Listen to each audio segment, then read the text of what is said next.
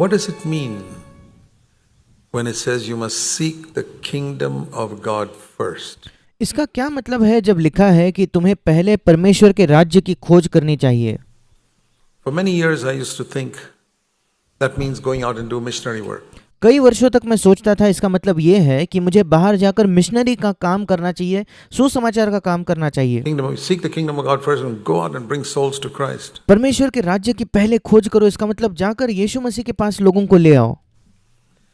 But that's because I was using my own understanding of what kingdom of God meant. पर ये इस वजह से था क्योंकि मैं अपनी ही समझ का इस्तेमाल कर रहा था ये समझने के लिए कि परमेश्वर के राज्य की खोज करना इसका क्या मतलब है। But when I studied scripture, I found the kingdom of God was defined. पर जब मैंने परमेश्वर के वचन का, बाइबल का अध्ययन किया, तब मुझे पता चला कि परमेश्वर का राज्य क्या है, इसकी व्याख्या दी गई है। In Romans 14 रोमियो इसके 14 अध्याय में, 17. रोमियो 14 उसका 17 वचन। So this is what I am supposed to seek first. और फिर ये इन बातों का पहले मुझे खोज करनी चाहिए। Romans 14:17. रोमियो 14 उसका 17 वचन। The kingdom of God is not eating and drinking. क्योंकि परमेश्वर का राज्य खाना पीना नहीं है। It's not evangelism. वो सुसमाचार का प्रचार करना नहीं है। It's not any of these things. वो इनमें से कोई बात नहीं है। It is righteousness, peace and joy in the Holy Spirit. वो है धर्म या धार्मिकता, मेल मिलाप मतलब शांति, और वो आनंद जो पवित्र आत्मा से होता है। In the Old Testament they had righteousness. पुराने नियम में उनके पास धार्मिकता थी, but it was not accompanied by peace and joy in the Holy Spirit. पर वो धार्मिकता शांति और पवित्र आत्मा में आनंद के साथ मिली हुई नहीं थी। ये तीनों चीजें एक साथ नहीं होती थी। It was a stern, serious righteousness. वो बहुत ही कठोर, गंभीर ऐसी धार्मिकता थी। But the righteousness in the kingdom of God brings peace. पर परमेश्वर के राज्य में होने वाली जो धार्मिकता है वो शांति लाती है। First of all, peace with God. सबसे पहले परमेश्वर के साथ शांति। Perfect peace. That means I have no fear when I come to God. I am absolutely at peace because सिद्ध शांति, इसका मतलब जब मैं परमेश्वर के सामने आता हूं तो मेरे अंदर कोई भय नहीं होता, the blood of Jesus has brought peace between me and God. क्योंकि मसीह के लहू ने, यीशु के लहू ने मेरे और परमेश्वर के बीच शांति लाई है। And secondly, peace in my heart.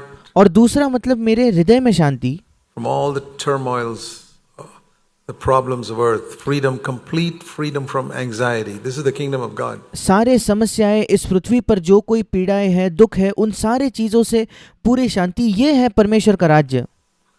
And third, peace with people. और तीसरा है लोगों के साथ शांति, that I don't have a fight with anybody. कि मेरा किसी के साथ झगड़ा नहीं है, I don't hate anyone. मैं किसी से नफरत नहीं करता, I've forgiven everyone. मैंने सबको क्षमा कर दिया है, I don't have a conflict with anyone. मेरा किसी के साथ कोई झगड़ा नहीं है। They may hate me. I can't do anything about that. शायद वो लोग मुझसे नफरत करेंगे, उसके बारे में तो मैं कुछ नहीं कर सकता, But I have peace. पर मेरे हृदय में शांति है। This is the kingdom of God. ये है परमेश्वर का राज्य। Jesus said, "Seek the kingdom of God first." यीशु ने कहा कि पहले, प्रथम, सबसे पहले परमेश्वर के राज्य की खोज करो। Then all these other earthly things you need will be added to you according to your need. और फिर ये बाकी अन्य जो पृथ्वी की बातें हैं वो तुम्हारे जरूरत के अनुसार तुम में जोड़ दी जाएगी, तुम्हें दे दी जाएगी। So you need to understand what the Lord is restoring in our time. He's teaching us what the kingdom of God is. और आपको ये समझने की आवश्यकता है कि हमारे समयों में, इस समय में परमेश्वर किन बातों की पुनर्स्थापना कर रहा है। वो हमें ये सिखाना चाह रहा है कि परमेश्वर का राज्य क्या है। That righteousness which brings peace in our heart. वो धार्मिकता जो हमारे हृदय में शांति को लाती है। Perfect peace with God with zero condemnation, zero discouragement. परमेश्वर के साथ वो सिद्ध शांति जिसके अंदर शून्य दंड आज्ञा है, जिसके अंदर शून्य निराशा है। I never lived like that for many years. कई वर्षों तक मैं ऐसे नहीं जीता था। I used to be so discouraged sometimes after being born again. मैं बहुत निराश होता था मेरे नए जन्म के बाद भी, कभी-कभी condemning myself. अपने आप पर दंड आज्ञा देता था, अपने आप पर दोष लगाता था। I want to tell you it's gone. मैं आपको कहना चाहता हूँ ये चले गया है मेरे जीवन से। I can't remember how many years ago last I got discouraged. मुझे अब याद भी नहीं आता कि कितने वर्षों पहले मैं कब निराश हुआ था। Was it 20 years ago? I don't know. क्या 20 वर्ष हो गए? मैं नहीं जानता। Gone. वो चले गया है मेरे It's जीवन gone से, completely. वो मेरे जीवन से पूरी तरीके से निकल गया है। I stand as a testimony to it. It can be yours. मैं इसकी गवाही के तौर पर खड़ा हूँ, ये आपकी भी गवाही हो सकती है। If that's what you're seeking first. अगर पहले आप भी इन बातों की खोज कर रहे हो तो, If you're seeking advancement in the world and money and the honor of men, अगर आप इस संसार में आगे बढ़ना चाहते हो, मनुष्यों का आदर खोज रहे हो और पैसा खोज रहे हो तो, well, I hope God can bless you in some way. फिर मैं आशा करता हूँ कि परमेश्वर किसी ना किसी तरीके से तो आपको आशीष दे दे। But you're missing the main thing. पर आप मुख्य बात को खो चुके हो, मुख्य बात से चूक चुके I हो। urge all of you, God has restored truth as we heard, has brought us to the place of the kingdom of God. मैं आप सबको प्रोत्साहित करना चाहता हूँ, जैसे हमने सुना परमेश्वर उन सत्यों को पुनर्स्थापित कर रहा है, जैसे हमने सुना कि स्वर्ग का राज्य क्या है। Righteousness with perfect peace. ऐसी धार्मिकता जिसके साथ सिद्ध शांति है, That I can walk into God's presence anytime, कि मैं परमेश्वर की उपस्थिति में किसी भी समय प्रवेश कर सकता हूँ, उसके सामने जा सकता हूँ, anytime. कभी भी। There's never a cloud between me and God. परमेश्वर और मेरे बीच कभी कोई बादल नहीं होगा। Perfect peace with God. परमेश्वर के साथ सिद्ध शांति। Being justified by faith, we have peace with God, it says in Romans 5:1. Romeo 5:1 में लिखा है, विश्वास के द्वारा हम धर्मी ठहराए गए हैं और उसी की वजह से परमेश्वर के साथ हमें शांति We है। preach that. हम उसका प्रचार करते हैं That I'm clothed with Christ. कि मैं मसीह को पहनाए हुआ हूँ। What does it mean to be clothed with Christ? That when I come before God, listen to this. मसीह को पहनना, इसका क्या मतलब है? इसे ध्यान से सुने। It's absolutely amazing. ये बिल्कुल अद्भुत है That I come before God, कि मैं परमेश्वर के सामने आता हूँ, I stand before Him as Jesus Christ. मैं परमेश्वर के सामने वैसा खड़ा होता हूँ जैसे यीशु खड़ा होता है, Standing. Same way. बिल्कुल वैसे ही। You don't believe it? क्या आप इस पर विश्वास नहीं करते? According to your faith, be it unto you. फिर आपके विश्वास के अनुसार आपको हो। I believe it. मैं उस पर विश्वास करता हूँ, According to my faith, it's unto me. मेरे विश्वास के अनुसार मुझे वो प्राप्त Because the होता है, Bible says so. क्योंकि बाइबल ऐसे कहता है। I'm clothed with the righteousness of Christ. मैं मसीह की धार्मिकता से ढका हूँ, मसीह की धार्मिकता मानो मुझे पहनाई गई है। That's why I have peace with God. इस वजह से मुझे परमेश्वर के साथ शांति है, And peace in my heart और मेरे हृदय में शांति, because He cares for all my needs. क्योंकि वो मेरी सारी जरूरतों की देखभाल करता है, चिंता करता है। He's making everything work for my good. वो सारे चीजों को मिलकर मेरे लिए भलाई ही को उत्पन्न कर रहा है। Why should I worry then? फिर मुझे क्यों चिंता करनी होगी? He will never allow me to be tested beyond my ability. वो कभी मेरी क्षमता से बढ़कर मुझे कभी परखे नहीं जाने देगा, मुझे परीक्षा में नहीं डालेगा। No weapon formed against me will prosper. मेरे खिलाफ बनाया गया कोई भी हथियार मेरे हानि के लिए नहीं ठहरेगा। Isaiah 54 verse 17. यशायाह 54 उसका 17 वचन में ये लिखा है। Amazing promises. अद्भुत ऐसे वायदे हैं। Perfect peace. सिद्ध शांति About life on this earth. इस पृथ्वी पर जीवन के विषय में भी। I don't know what lies tomorrow. मैं नहीं जानता कल क्या आने वाला है, But God has already known and planned it पर परमेश्वर पहले से ही जानता है और उसने योजना बनाकर रखी है for me. मेरे लिए।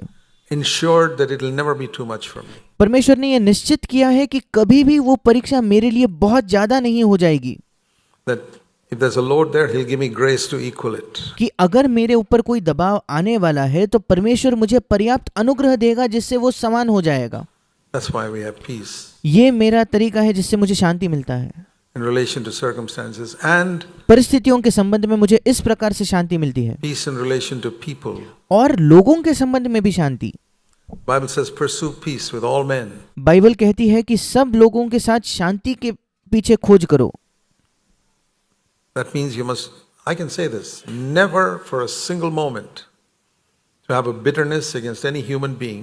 इसका मतलब आपको कभी भी किसी भी मनुष्य के बारे में एक क्षण भी कड़वाहट नहीं होनी चाहिए, और मैं ये कह सकता हूँ ऐसा मेरे विषय में है। You think in my 76 years nobody's done harm to me? क्या आपको लगता है मेरे इस 76 वर्ष के जीवन में किसी ने कभी मेरे खिलाफ कुछ नहीं किया, मुझे हानि नहीं पहुंचाई? By the time you're 5 years old itself, people have done harm to you. जब तक आप 5 वर्ष के होते हो तब तक ही लोग आपको चोट पहुंचाते हैं, आपके विरुद्ध में कोई हानि का काम करते हैं। But I can stand before God and say this.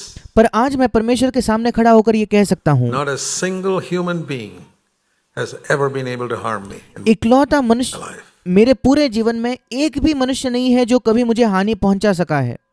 Everything they did work for my good. उन्होंने जो कुछ किया वो सब मेरे भले के लिए ही हुआ, उससे मेरी भलाई ही हुई है। What shall I say to people who work for my good? मैं उन लोगों से क्या कहूँ जिन्होंने मेरे विषय में भलाई की है? Thank you. धन्यवाद। To people who did harm for me, it worked for my good.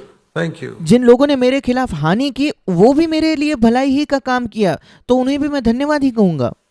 Somebody who tried to do evil to me. ऐसा कोई जिसने मेरे विरुद्ध दुष्टता करने की कोशिश की, Thank you. People who tried धन्यवाद। to send me to jail. Thank you. जिन लोगों ने मुझे जेल में, बंदीगृह में डालने की कोशिश की, धन्यवाद। Worked for my good. उन सब चीजों ने मेरे लिए भलाई ही को उत्पन्न किया। Peace with all men. सब लोगों के साथ शांति, सब मनुष्यों के साथ I have Shanti. nothing. I go to bed with a clear conscience, मेरे हृदय में कुछ नहीं होता, मैं सोने जाता हूँ तो एक साफ विवेक के साथ मैं जाता हूँ। with no bitterness against मेरे हृदय में, anybody in the whole wide world. इस पूरे संसार में मेरे हृदय में किसी के भी खिलाफ कोई कड़वाहट नहीं होती। Forgiven everybody मैंने सबको क्षमा किया है, the way God's forgiven me. बिल्कुल वैसे जैसे परमेश्वर ने मेरी क्षमा की है। Righteousness with peace. धार्मिकता शांति के साथ, It's through the power of the Holy Spirit. ये पवित्र आत्मा के सामर्थ्य के द्वारा है। And the other thing is joy. और दूसरी बात जो वहां लिखी है वो है आनंद। It's not a grim, serious righteousness. ये ऐसा आनंद नहीं जो बिल्कुल एक सीधा मुंह करके बहुत ही गंभीर मानो धार्मिकता हो, ऐसी धार्मिकता नहीं है। It's a joy उस धार्मिकता के साथ आनंद है, all the time in our heart. निरंतर हमारे हृदय में एक आनंद। There may be trials. हमारे जीवन में शायद क्लेश होंगे।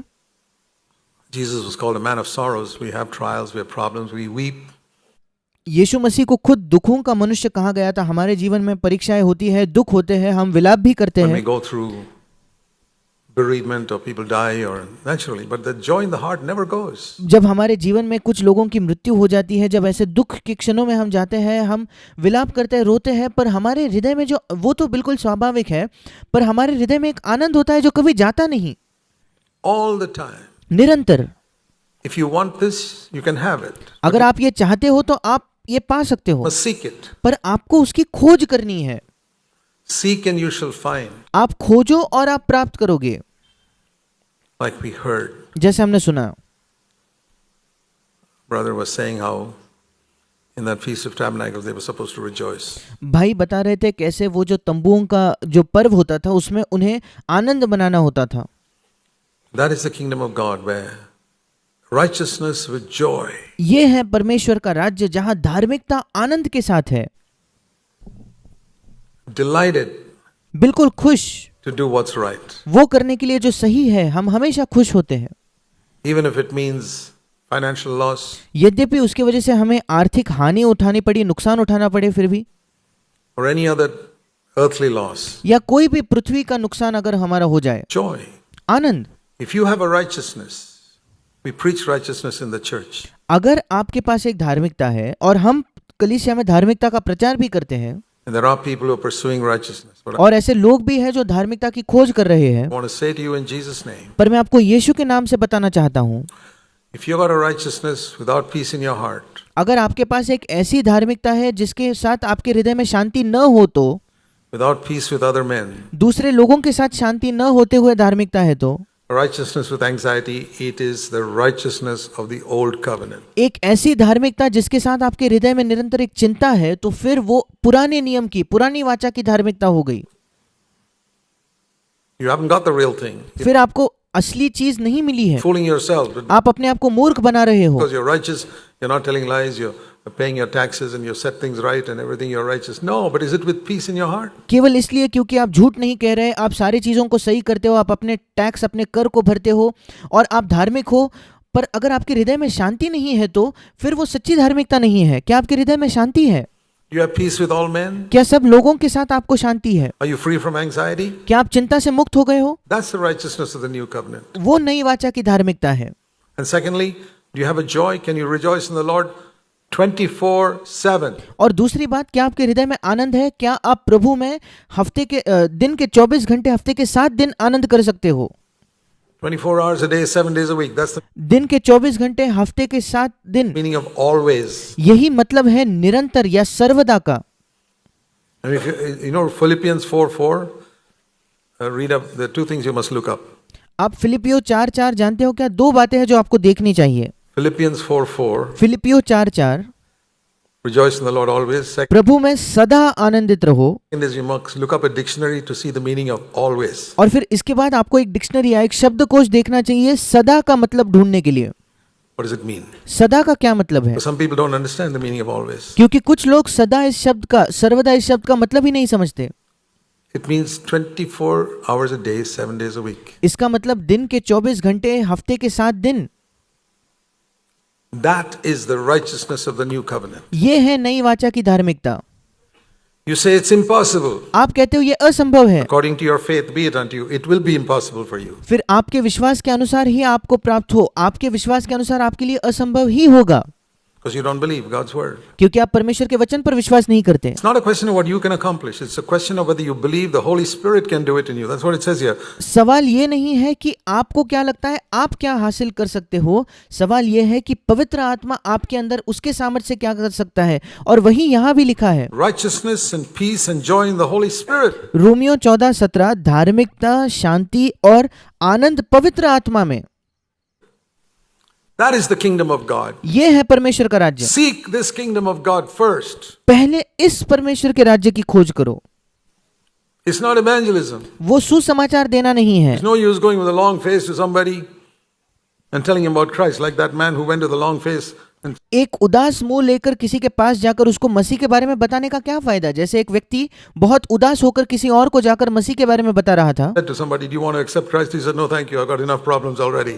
और ये व्यक्ति बहुत उदास होकर किसी और व्यक्ति के पास जाकर उसको मसीह के बारे में बताता है और उससे कहता है, क्या तुम मसीह को स्वीकार करना चाहोगे? तो वो कहता है, नहीं नहीं आपका धन्यवाद, मेरे जीवन में पहले से ही काफी परेशानियां हैं। Looking at this person's face, he says, "What's use accepting this Christ?" इस व्यक्ति के मुंह को देखकर उसने सोचा कि क्या फायदा मसीह का स्वीकार करने का। Righteousness and peace and joy in the Holy Spirit. धार्मिकता, शांति और आनंद जो पवित्र आत्मा में है, That's how it must be. हमारे जीवन में ऐसे होना चाहिए। Pursue it, my brothers and sisters. Pursue it with all your heart. Seek it first. मेरे भाई और बहनों, इसकी खोज करो, अपने पूरे हृदय से इसकी खोज करो, सबसे पहले इसकी खोज करो और इसका पीछा करो।